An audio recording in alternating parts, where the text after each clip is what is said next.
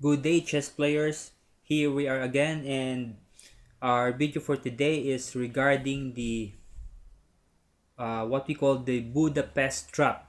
A Budapest gambit is one of the popular gambits in against the d4 opening by white, and we shall be discussing today this very simple trap from Budapest, but still a lot of weak players are falling for it. So, for example, white here moves the pawn to d4, and then you have here knight f6, and usually white goes to move like c4, but if not, one of the choice here is knight c3.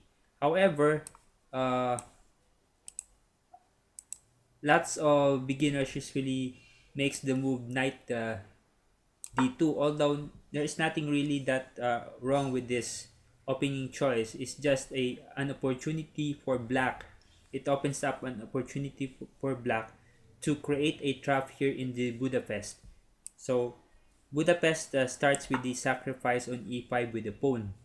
So if white takes here, so that's the Budapest gambit. So black of course goes to g4 in order to uh, recover this pawn at e5, and of course your normal reaction from white is to uh, protect this pawn at e5 so that black would have a hard time recovering this pawn. But of course, uh, as the game goes along, there's really a lot of ways to recover this pawn or just give us this pawn in exchange for an attack.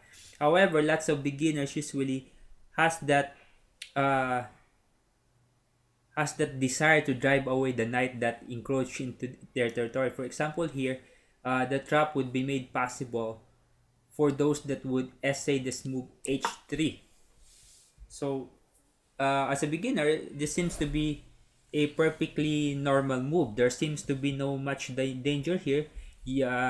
Black only has the knight going or encroaching beyond the fifth rank of black here, which is a g4, but he has not realized what white has not realized here, that he has created the weaknesses on his camp because the knight had jumped to d2 on his second move, blocking the bishop from protecting this e3 square. So black would just do this knight e3, attacking the queen.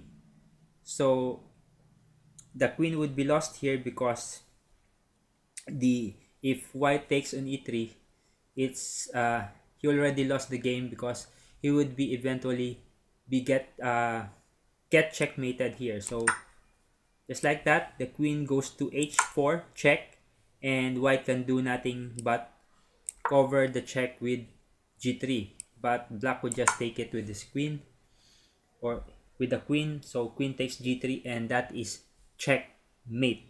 So as you can see there, this is a very popular trap, but a lot of beginners usually still falls for this trap. But what if black did not fall for the trap? For example, here we have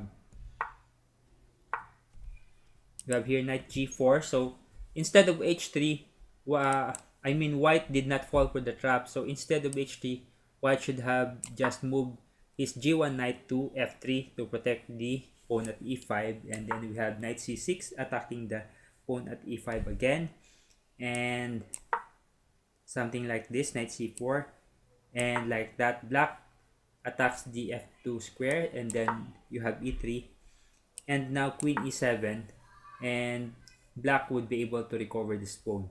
So white would still may try to protect the pawn farther with this move queen d5, but now black castles, and as you can see, black is very much ahead in material in development here. So there is compensation for the pawn given at e5. So that's it. Thanks for watching this video. Bye bye.